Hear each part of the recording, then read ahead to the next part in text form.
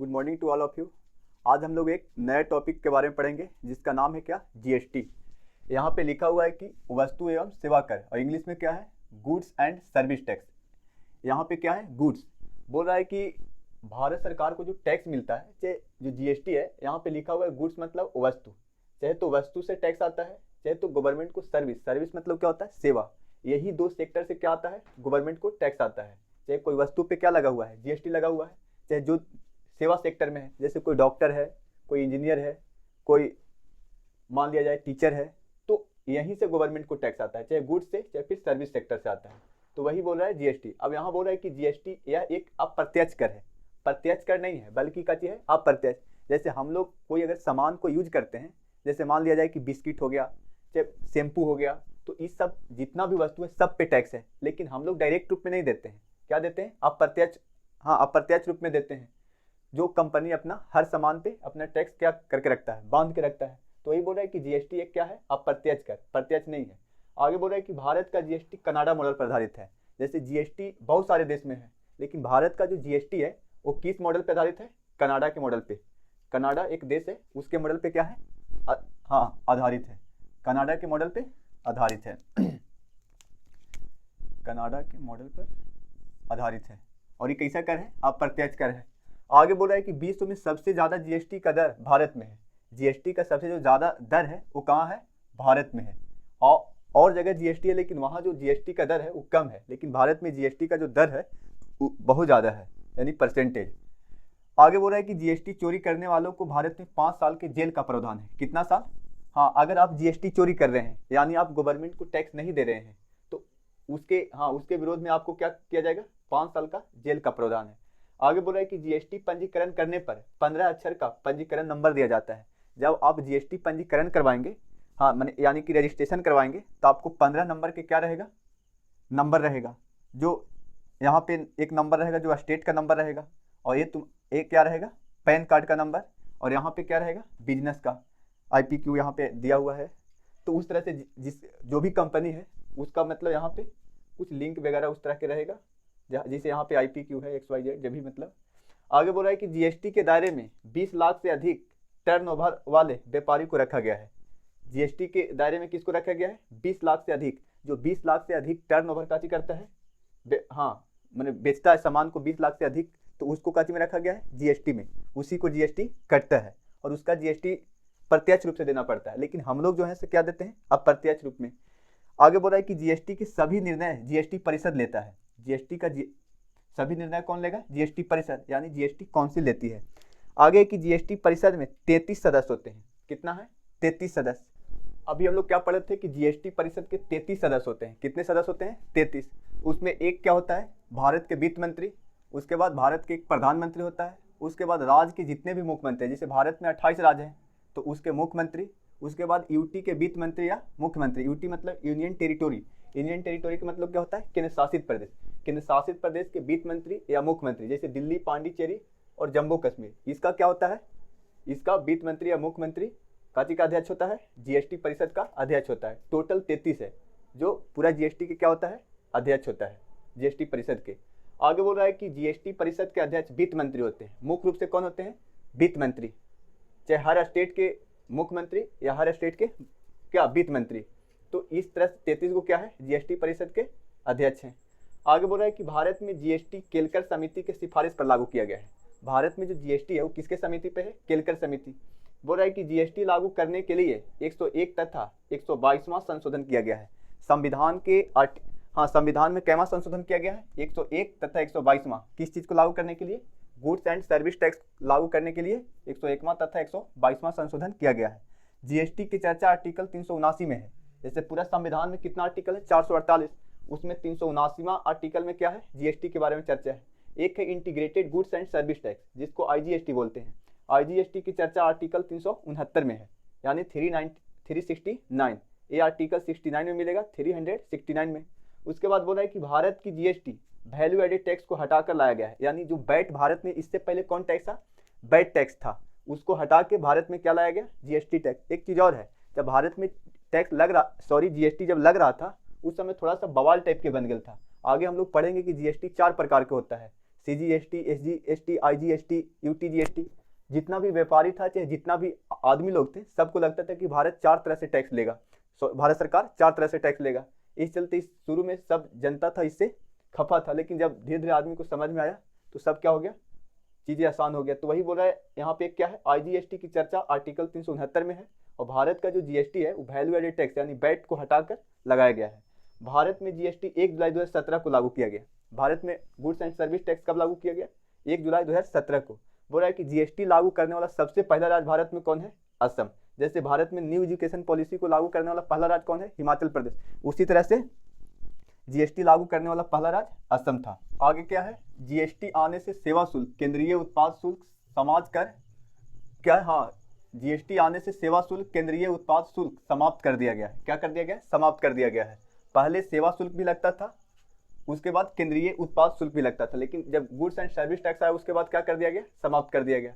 बोल रहा है कि GST मंथली भरा जाता है। GST क्या होता है, मंथली, आपको महीना के अंदर। और उसमें भी बोल रहा है कि GST प्रत्येक महीना की 24 तारीख को भर देना है।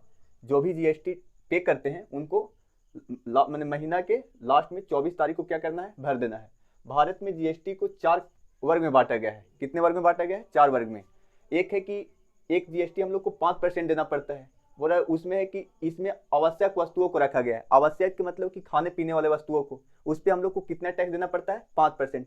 जैसे घी हो गया, बिस्किट हो गया, मक्खन हो गया, तो इस सब पे हम लोग को कितना देना है, 5% टैक्स देना है।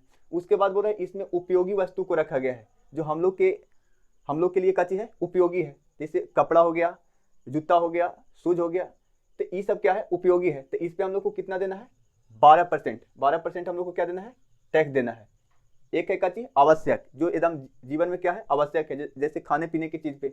और एक क्या है, उपयोगी, जैसे हम लोग को कपड़ा पहनना क्या चीज है, उपयोगी माने जरूरी है। उसके बाद तीसरा में 18% टैक्स देना पड़ता है। आरामदायक वस्तु को रखा गया है। इसमें किसका रखा गया है, आरामदायक। ऐसे यहाँ 18% शिक्षा पे भी टैक्स है, यहाँ पे गवर्नमेंट, लेकिन यहाँ पे अधिकतर आरामदायक वस्तु पे भी क्या है, टैक्स है।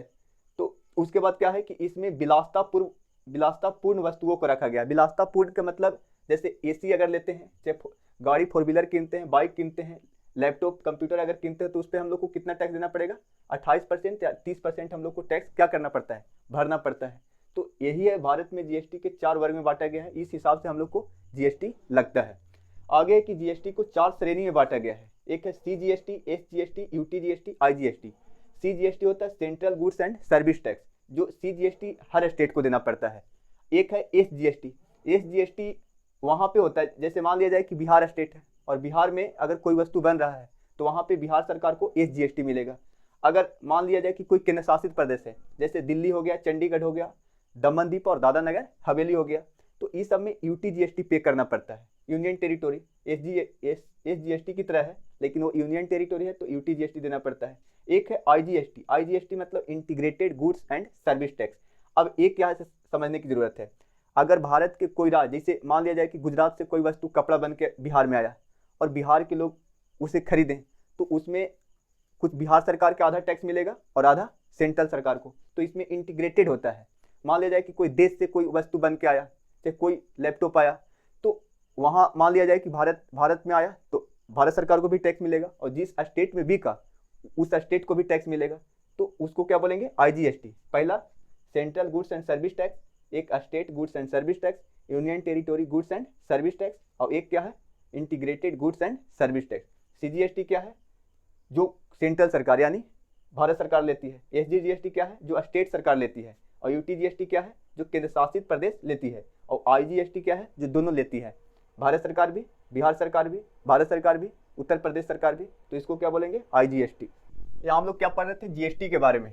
यहाँ CGST है, SGST है, UTGST और IGST। हाँ, यहाँ पे बोल रहे हैं कि ऑनलाइन की सभी खरीदारी IGST के अंतर्गत आते हैं, यानी कि integrated goods and service tax के अंतर्गत आएगा। उसके बाद बोल रहा है कि हाँ, जितना भी ऑनलाइन जितना भी हम लोग सामान खरीदते हैं, में कौन टैक्स लगता है, IGST। IGST के मतलब होता है कि जैसे मान लिया जाए कि कोई बिहार के वस्तु, मान लिया जाए कि हम एक फ़ोन खरीदे, स्मार्टफोन, अब उस पर मान लिया जाए कि 28% टैक्स है। अब वो कोई विदेश से आया है, चाहे कोई स्टेट से आया है, और बिहार के आदमी कोई यूज कर रहा है, तो उसमें 14% टैक्स किसको मिलेगा, बिहार सरकार को, और 14% किसको मिलेगा, भारत सरकार को। तो उसको क्या बोलते हैं, IGST। आगे बोल रहा है कि नोट में है कि 4 प्रकार के जीएसटी में से सीजीएसटी अनिवार्य रूप से देना ही है, शेष 3 जीएसटी में से कोई एक जीएसटी लगेगा। इसका कहने का मतलब है कि जैसे 4 प्रकार की जीएसटी है, कहीं भी कोई आदमी सामान खरीदता है, लेकिन central goods and service tax, यानी यहाँ पे भारत सरकार को टैक्स जाएगा ही। अगर कोई केंद्र शासित प्रदेश में वस्तु खरीदेगा तभी सीजीएसटी देना पड़ेगा, कोई स्टेट में खरीदेगा तभी देना पड़ेगा, और जब मान लिया जाए कि बिहार से कोई वस्तु बन रहा है और जाके गुजरात में बिक रहा है तो वहाँ भी सेंट्रल सरकार को टैक्स देना ही पड़ेगा। तो यही चलते सेंट्रल सरकार के पास सबसे ज़्यादा बजट होता है भारत में।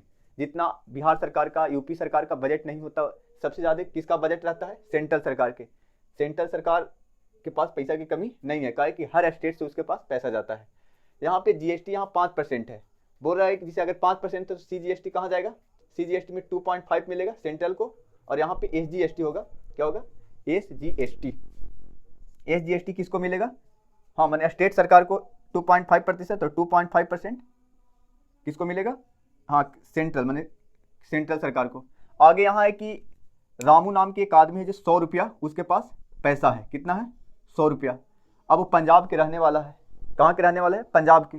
अब मान लिया जाए कि उसके पास 28% टैक्स लग रहा है, तो बोल रहा है कि अगर पंजाब के है, पंजाब में वस्तु बना है, या वहीं के आदमी अगर खरीद रहा है, मान लीजिए कि कोई कंपनी है, जैसे पंजाब में कोई कपड़ा की कंपनी है और 100 रुपया के वो कपड़ा है और वहीं के आदमी यूज करने वाला है, तो वहाँ पे पंजाब के आदमी को सीजीएसटी देना पड़ेगा और एसजीएसटी देना पड़ेगा। फिर से समझना, जैसे रामू नाम की एक आदमी है जो 100 रुपया के एक कपड़ा खरीदता है, उस पर 28% उसको टैक्स देना पड़ता है। अब उसमें है कि पंजाब के है, पंजाब में वस्तु बना है, तो उस कंडीशन में उसको सीजीएसटी 14% देना पड़ेगा और एसजीएसटी 14%, यानी सेंट्रल सरकार के खाता में 14% जाएगा और स्टेट सरकार के खाता में 14% जाएगा। लेकिन वही अगर मान लिया जाए कि पंजाब में कोई वस्तु बना और गुजरात के आदमी क्या कर रहा है? खरीद रहा है, तो यहाँ पे आईजीएसटी लगेगा, integrated goods and service tax. वहाँ पे आईजीएसटी में होता है कि भारत सरकार पूरा पैसा ले लेता है, उसके बाद आधा किसको? अपने खुद रख लेता है और आधा स्टेट सरकार को दे देता है। उसको क्या बोलते हैं? आईजीएसटी। आईजीएसटी में सीधे भारत सरकार ले लेता है, उसके बाद आधा जिस स्टेट में वस्तु बिका उस सरकार को मिलेगा और आधा खुद अपने रख लेगा। उसके बाद बोल रहा है कि ऑनलाइन में जितना भी हम लोग कोई वस्तु खरीदते हैं तो उसमें क्या देते हैं? आईजीएसटी ही देते हैं, integrated goods and service tax. तो ऑनलाइन की वस्तुएं पर हम लोग क्या देते हैं? Integrated goods and service tax. तो इस तरह ये सब टैक्सेशन के बारे में था। आगे हम लोग इनकम टैक्स स्लैब को देखेंगे। क्या देखेंगे हम लोग? इनकम टैक्स स्लैब को देखेंगे। क्या यहाँ पे है कि 0 से अगर 2.5 लाख, कितना से? अगर आपका इनकम कितना है? 0 से 2.5 लाख, तो आपको नो टैक्स देना पड़ेगा। आपका इनकम कितना है? 0 से 2.5 लाख रहेगा तो नो टैक्स। अगर आपका इनकम 2.5 लाख से 5 लाख के बीच में रहेगा तो आपको 5% क्या देना पड़ेगा? टैक्स देना पड़ेगा। आपको अगर 5 लाख से 7.5 लाख तक आपका इनकम रहेगा तो 10% टैक्स देना पड़ेगा। अगर आपको 7.5 लाख से 10 लाख तक रहेगा तो आपको 15% टैक्स देना पड़ेगा। अगर आपको 10 लाख से 12.5 लाख रहेगा इनकम तो आपको 20% टैक्स देना पड़ेगा गवर्नमेंट को। और 12.5 लाख से 15 लाख तक आपको इनकम रहेगा तो 25%, और 15 लाख से ऊपर रहेगा तो 30% गवर्नमेंट को टैक्स देना होगा, इनकम टैक्स। तो ये इनकम टैक्स क्या था? स्लैब था। आगे हम लोग अगला टॉपिक अगली क्लास में पढ़ेंगे। धन्यवाद।